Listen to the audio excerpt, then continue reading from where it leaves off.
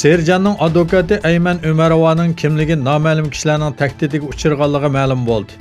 Qozoq xabar agentligining xabar qilishicha, Xitoyning Sharqi Turkistondagi kishilik huquq tajovuzchilarini va yig'ilish lagerlarini dalillari bilan dunyo jamoatchilikka oshkorlagan hamda Xitoyning Qozog'istondagi yerli qoraqullarining saxta video ishlab ayiblashi bilan qo'lga ilingan Serjan Belashov o'g'lining advokati Ayman Umarova salohiyati noma'lum kishilarning izg'i tushishiga va tahdidiga uchirgan. Saudiya Arabiston podshohi Salman bin Abdul Aziz bilan Xitoy mudofaa ministri Wei Fenghe harbiy sohada hamkorlikni kuchaytirishda o'rtaq tonish hosil qildi. Saudiya Arabiston rasmiy taratqullarining xabar qilishicha, podshoh Salman Xitoy mudofaa ministri Wei Fengheni poytaxtda ziyorati Yanama saroyida qabul qilgan. Xabar qilinishicha, ikkilan Saudiya Arabiston va Xitoy o'rtasidagi harbiy hamkorlikni taraqqiy qildirish va kuchaytirishda o'rtaq tonish hosil qilgan. Wei Fenghe 2 kunlik Misr ziyoratidan keyin Saudiya Arabistonga kelgan bo'lib, u Misrda Abdul Fattah al-Sisi bilan harbiy hamkorlikni kuchaytirishga kelishgan.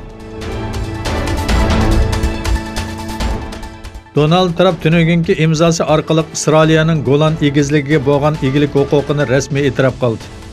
Uning qarorining keyingi sabab bo'lsa, hayron qolarlik emas edi.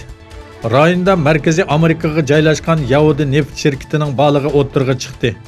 Isroiliyaning Falastin zimindagi ishg'oli, Amerika prezidenti Donald Trumpning vazifaga o'ltirishi va Yahudilarga ishonch berishi bilan texmi kuchaymoqda. Rossiya Tashqi ishlar ministrligi rasmiy vakili Mariya Zaharova Amerika Tashqi ishlar ministri Mike Pompeoning Isroiliyaning Golan egizligidagi egilik huquqini e'tirof qilish prinsipiga ishorat qilib turib, Washington doiralarining yarim oroldagi haqiqiy vaziyatning oshkorlanmasligi uchun Qrimga sayohat cheklamasi qo'yganligini, chunki buning keyindan tabiiy holda Qrimning e'tirof qilinishi keldiganligini aytdi.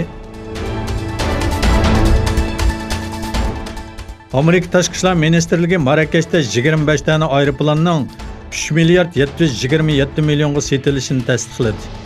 Shuning bilan birga F-16 V tip pasining hozir bo'lgan 23 dona o'zgarishiga doir 985 million dollarlik savdo kelishimi imzolandi.